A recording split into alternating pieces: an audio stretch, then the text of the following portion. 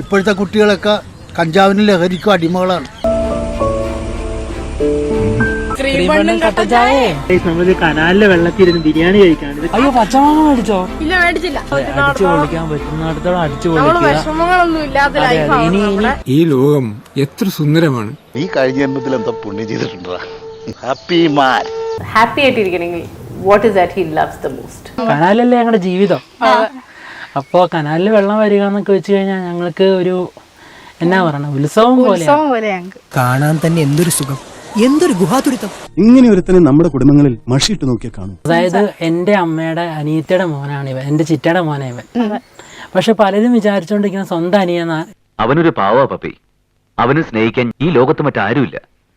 ഈ ഭൂമിയിൽ അവൻ ഏറ്റവും കൂടുതൽ സ്നേഹിക്കുന്നു എന്നെ.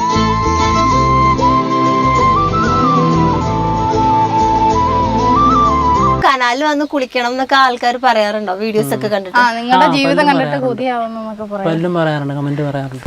ഞാൻ നോക്കിട്ട് എന്തൊരു അടിപൊളി ജീവിതം നിങ്ങളുടെ എന്നറിയോ? ഹലോ ക്രീമണ്ണും കട്ടൻ ചായയും. അപ്പൊ നമ്മളിത് ക്രീമണ്ണും കട്ടൻ ചായയാണ് കഴിക്കുന്നത്. ക്രീമണ്ണെന്ന് വെച്ചാൽ എനിക്ക് ഒത്തിരി ഇഷ്ടമാണ് കഴി. എന്നെ അത് പറഞ്ഞിട്ടാണ് പലരും കളിയാക്കുന്നത്. സത്യത്തിൽ ഞാൻ കരുതിയത് ഞാൻ ഭയങ്കര ഹാപ്പിയാണ്.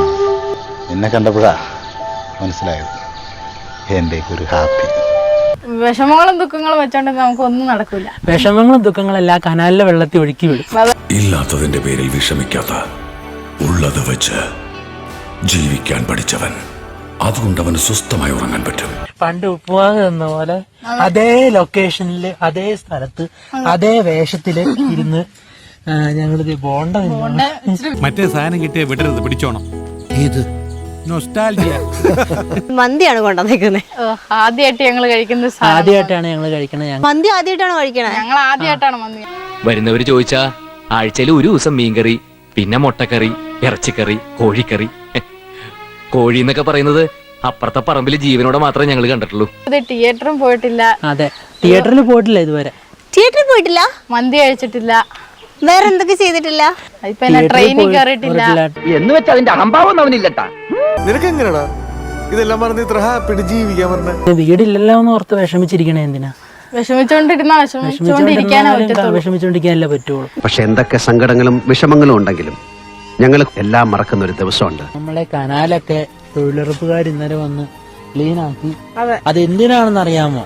നമ്മുടെ കനാലില് വെള്ളം വരാനുള്ള സമയമായി. സത്യം പറഞ്ഞ് ഇനിയാണ് ഞങ്ങളുടെ നീരാട്ട്.